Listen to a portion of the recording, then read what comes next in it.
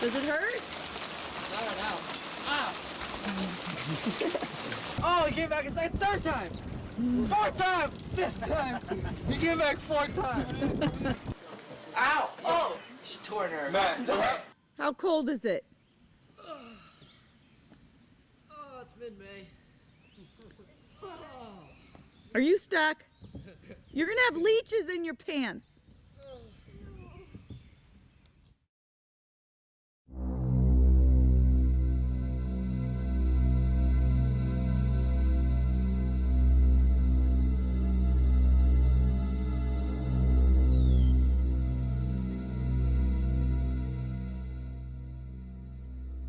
Alcohol use is partially responsible for the 3 most common causes of teenage deaths: crashes, homicides, and suicides. Parents fear every high school graduation and the first 30 days of college, which are the most dangerous time in a student's life. Parents ask, where are my children? And are they drinking? Are they going to accept a ride home from a friend who is drunk? Is the designated driver sober? Are they going to drive drunk and kill someone themselves or their friends? What about all of the adults who started drinking in high school and are still a part of the drinking culture? Are they driving drunk? Has it become a part of their lifestyle? Drunk drivers have made the decision to drink and drive. Are there consequences to a lifestyle of no consequences? Mark and Marianne Angelillo were told at a police roadblock on Father's Day, June 20th, that their son Matthew was the victim of a fatal car crash. The designated driver, Stephen Corsello, age 17, drove his father's red Ferrari into an oncoming minivan after a night of partying in the woods. These high school juniors met the consequence of underage drinking and driving that night. We knew that there was an accident. We weren't sure if he was involved with it. As we looked to get to the accident scene, we were stopped by the village police and then subsequently from the county sheriff, and said that we couldn't go to the accident scene. And I said, my son might be in it. And they said, it doesn't matter, we can't let you go to the accident scene. So shortly after that, a sheriff came up and gave me the news, which all parents fear. He said, there's been an accident, and I'm sorry, your son didn't survive. And that's how I learned of his death. We knew that there was a party that preceded the crash.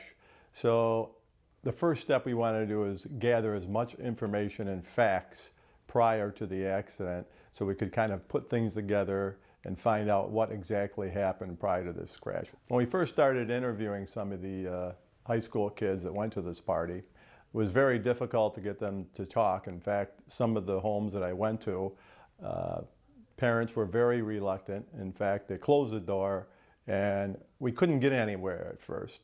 So we had to use grand jury subpoenas, and once we came to their homes with a grand jury subpoena and said, look, we need to interview these kids and find out what exactly happened. We do have to know who was there, what they drank, and we wanted to know where the alcohol came from as well, because none of them were of the age to buy alcohol.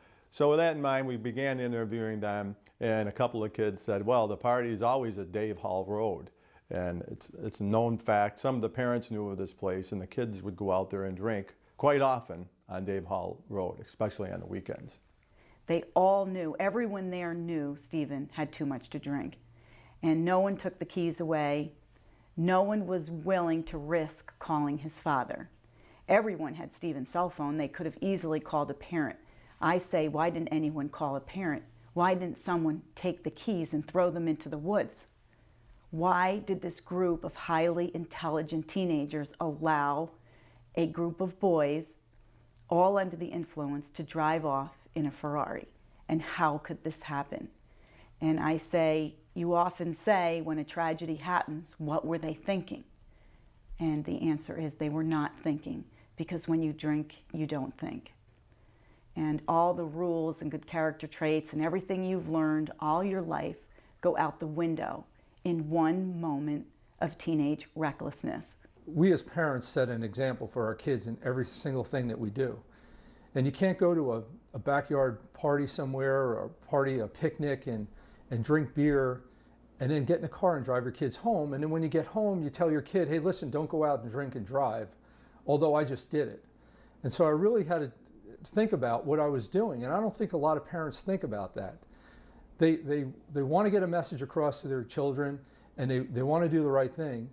And they accept the fact that it's legal for them to drink, but they don't accept the responsibility of setting an example that if they drink and drive, then they're setting the example for their kids to drink and drive. So I think we as parents need to model or mold ourselves into the condition that we don't accept drinking and driving, period. I had my first drink when I was 14. I was a freshman in high school. This is absolutely a party town. The mentality is that you can't have fun unless you drink. You know, drinking is the party. Alcohol is the fun. That spot on Dave Hall Road was a spot found by somebody who lived around there. And he found that spot, and it was just a great party spot. It was in the middle of nowhere. You know, it was far away from houses, so you could be there, make a lot of noise, drink a lot of beer, and nobody would hear you. Nobody would bother you. It was tucked away, so if the cops drove by, they wouldn't see it. It was just a crazy party, you know, everybody, it was a bonfire, everybody was drinking. You know, I'd say there were about 8 cars there, and there was only one other person there that I knew of that wasn't drinking. And I made the decision, I was like, oh, you know, I have to make sure I get somebody's car. You know, I have to make sure I drive a car, because it doesn't make sense that I'm here not drinking and not driving while everybody else is drinking and driving. So I tried to get someone to give me their keys, and I was waiting for him. He didn't trust me to back it out of the woods, so I was waiting for him to back the car out of the woods. And Matt walked by me, and I said, Matt, drive with me, I'm sober. And he said, no, I'm going with Stevie in the Ferrari. It was so ironic. I mean, I stayed sober that night so that I could drive a car home full of my friends and keep them safe. And I ended up going home with the only other boy that was sober. Every other car that left the party that night had a drunk driver behind it. To my knowledge, Matt never would drink and drive. He was even afraid to go over 10 miles over the speed limit. So he didn't really take chances. He knew what he wanted in life. He didn't take risks. I really wouldn't consider Matt a problem drinker or an alcoholic or any other name that you could fit under alcohol or drugs or anything like that. There was no pattern of it. I really can't tell you why Matt got in the Ferrari. When Mark refers to a consequence of no consequences, that a lot of adults do look the other way when it comes to underage drinking, because they look at it as a rite of passage that they did it when they were young. So they watch their teenagers do it and think that it's something all teenagers are entitled to do and have a right to do, because we had a right to do it when we were young. And it is that attitude that has to be changed. When you go out as a kid, you go out to dinner with your parents, and they have a couple glasses of wine. Who drives home? It's the parents. You know, so what do the kids think when, you know, they think, oh, I've had 1 or 2 beers, maybe 4 or 5, but I'm fine. You know, my parents are always fine to drive home, so I'm fine to drive home. You know, my parents always keep it cool, so, you know, I'll do the same thing. I'm all right. We take for granted the fact that we will drink to be involved in social situations. And we compromise our ability to make good decisions, whether we're driving or whether we're doing anything that has to involve decision making. And the horrifying aspect of this for me is that losing a son was unnecessary, because those boys, the driver that evening did not have to drink. He could have been the designated driver. He just decided that he wanted to be part of the party, and he needed to drink to be part of the party. And that's the horrifying reality of drinking, is that he did not accept the concept of the designated driver.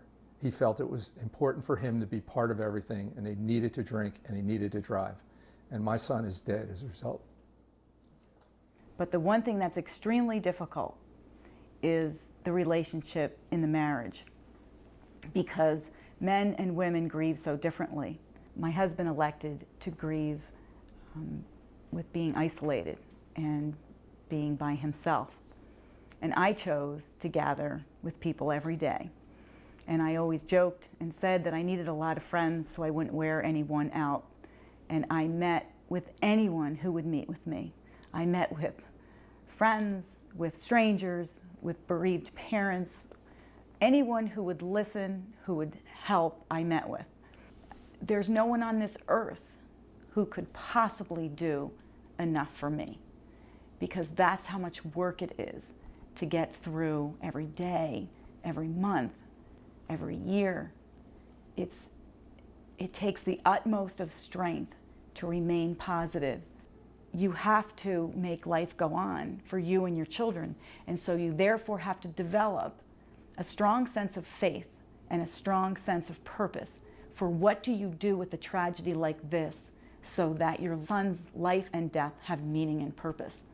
It's extremely complicated and it's extremely difficult, because not only do you lose a child, but you lose friends and you lose your fit. You don't fit anymore. The consequence of having no consequences was a thought that I had for months prior to the sentencing. I tried to imagine what could have changed in my life and in Matt's life so that this tragedy may not have happened. And I thought that we looked the other way too many times, that there was no consequences for times when there should have been. And I thought that this really is the consequence of having no consequences.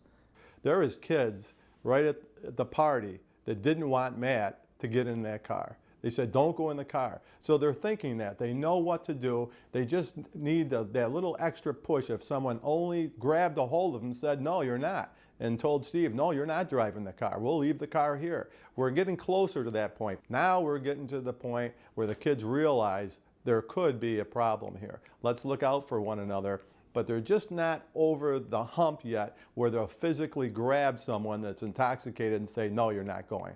Don't ever get in the car when someone else is drinking, and don't let anyone else that's been drinking drive a car. That's what we have to do.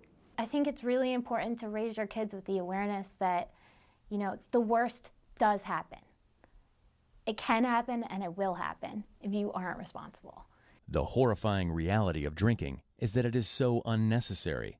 However, as a society, we have allowed alcohol to become a prerequisite to everything we do. We will continue to bury our loved ones unnecessarily as long as this culture continues to glorify alcohol. When you drink, you don't think, and that includes whether or not you're behind the wheel of a car. Our society will not tolerate reckless behavior, and this entire tragedy will forever teach the harsh lessons of poor judgment and careless lifestyles. The wave of grief sets in like a terminal illness. It isn't as bad as you can imagine. It's much worse. It's unrelenting and paralyzing. It causes physical pain and mental anguish. Life-altering is a term that best describes an experience of this magnitude. No parent should have to bury their child. It's very unfortunate, but I have a different kind of vision than you all have. And you do not want my vision, because I have fatal vision. I would give anything to discipline my son one more time. And I would give anything to have an opportunity to have changed this outcome. But you all still have an opportunity to make sure that there's consequences.